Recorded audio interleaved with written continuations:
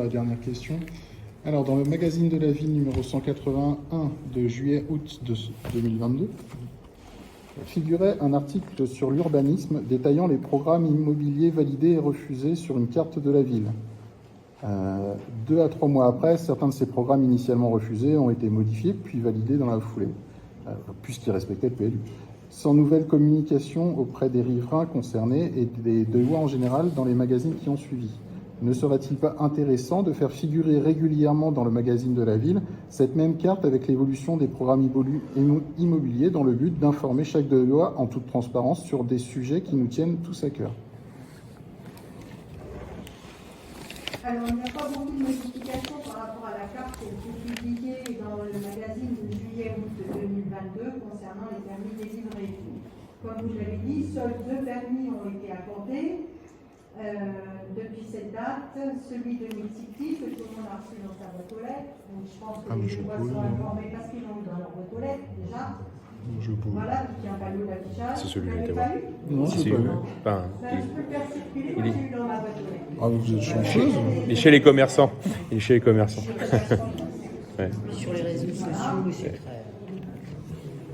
Et puis il y a un deuxième permis qui a dû être accordé, celui des nouveaux constructeurs, qui se situe au 43-45 avenue de la Division Leclerc. Alors que n'existait que 73-77 bis avenue de la Division Leclerc. Donc voilà. Alors une fois que le promoteur, je vois bien. d'une certaine façon, a été désigné, il est difficile de faire la promotion du promoteur dans le journal municipal.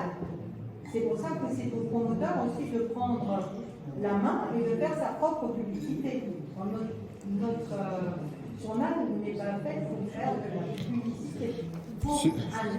C'était pas dans le but de la pub. Il y a des collectivités territoriales qui font payer effectivement certains commerçants ou certaines entreprises, et à ce moment-là, vous les voyez apparaître dans leur revue municipale. Nous, Landeuil, n'avait aucun encart payant. C'est pas dans le cadre d'une publicité, en fait, c'était plus pour informer de nouveaux projets qui allaient aboutir éventuellement. Validé, pas validé. Et, Voilà. et à proximité des 2 lois, et du coup de voir que la ville bouge. Alors en bien en mal, peu importe, limite, ça c'est pas le sujet. C'est juste de dire évolution des différents projets qui pourraient arriver dans la ville. Hein. C'était plus dans ce sens-là qu'on posait cette question de régulièrement voir que on allait avoir des changements dans notre ville, tout bêtement. Donc régulièrement, là, oui, on peut dire qu'il y en a 2 qui ont été acceptés et d'autres, il n'y en a pas beaucoup pour l'instant. En tout cas, proche devrait accepter, enfin, ça les voit pour l'instant. Voilà. D'accord. Merci beaucoup.